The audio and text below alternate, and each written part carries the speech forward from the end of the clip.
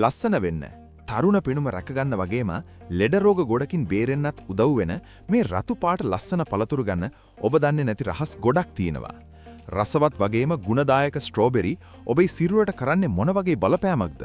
අද අපි ඒ ගැන සිංහල දැනුම තුලින් කතා කරමු. 1. ප්‍රතිශක්තිකරණය ඉහළ නැන්වීම. ස්ට්‍රෝබෙරි කියන්නේ විටමින් C වලින් පිරිච්ච පළතුරක්. දිනකට ස්ට්‍රෝබෙරි ගෙඩි 8ක් විතර ආහාරයට ගැනීමෙන් ඔබේ සිරුරේ ප්‍රතිශක්තිකරණය උපරිම මට්ටමකට ගේන්න පුරුවන්. 2. සමේ පැහැපත් බව සහ තරුණ බව.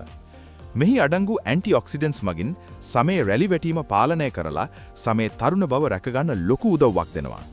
ඇස් යට කළු වීම අවම කරන්නත් මේක රහස් ඔසුවක්. 3. හෘද රෝග වලින් ආරක්ෂා කිරීම. ස්ට්‍රෝබෙරි වල තියෙන පොටෑසියම් සහ තවත් පෝෂක කොටස් මගින් රුධිර පීඩනය පාලනය කරලා හෘදයාබාධ ඇතිවීමේ අවදානම ගොඩක් දුරට අඩු කරනවා. 4. ශරීරයේ බර අඩු කර ගැනීමට.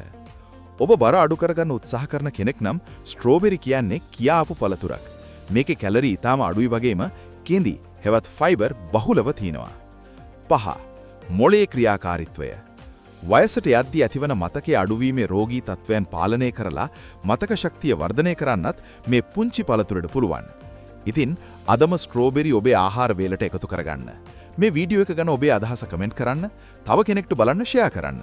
තවත් මෙවැනි වීඩියෝ බලන්න අපිව සබ්ස්ක්‍රයිබ් කරන්න.